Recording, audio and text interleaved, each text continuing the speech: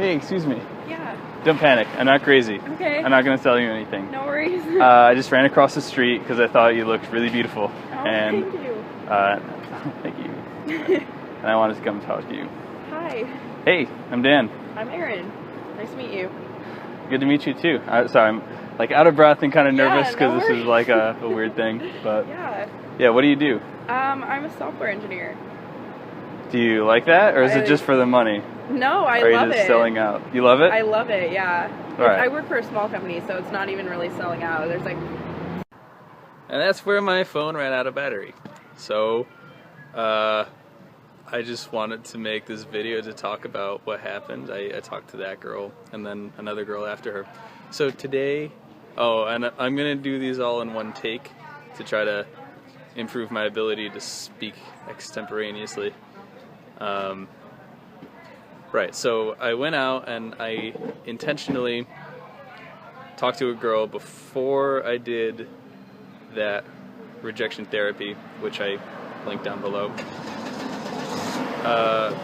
because I didn't want to rely on something else to be helping me to just go up and talk to a girl.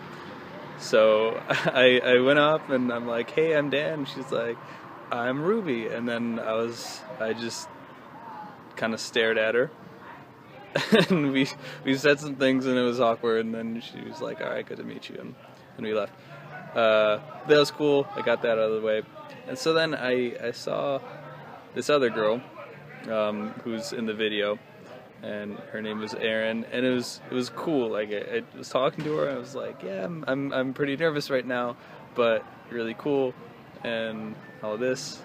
And so we talked about what she does. She said she's a software engineer and she likes it, and I don't know, I gave her some shit about being a software engineer, and she was laughing, and I was laughing too, and she was, she's just really cute, and she gave her number to me without me asking, and then we talked for a little while more, and then we parted. There was like kind of an awkward hug thing at the end, but it was cool, and we're actually still texting right now.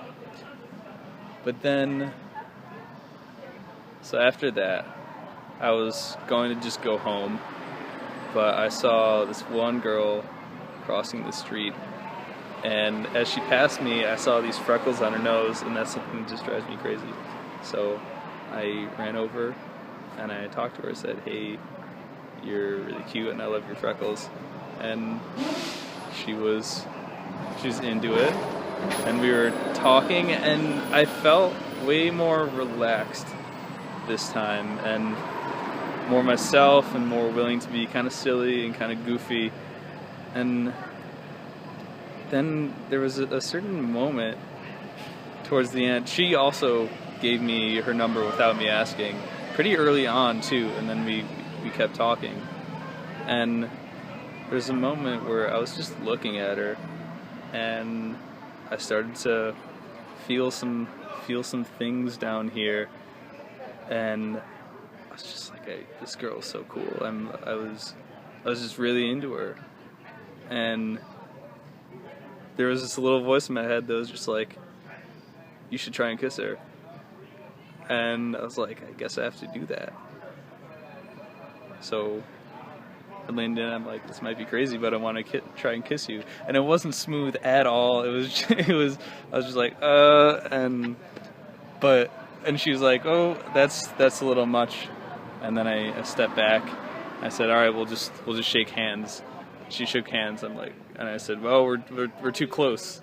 And then I made us go at full length, and she laughed and walked away. But that was such a cool moment for me, because that feeling when you're just like looking at a girl and you kind of get lost,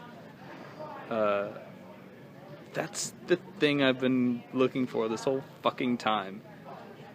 Like, after all those hundreds of approaches I did in New York last summer, I just felt numb all the time. Even if I thought a girl was cool up in my head, I just didn't really feel emotions that strongly for any of them. And because I was just numbed by my anxiety. And so that moment was fucking awesome. So that's all for this week. Thanks.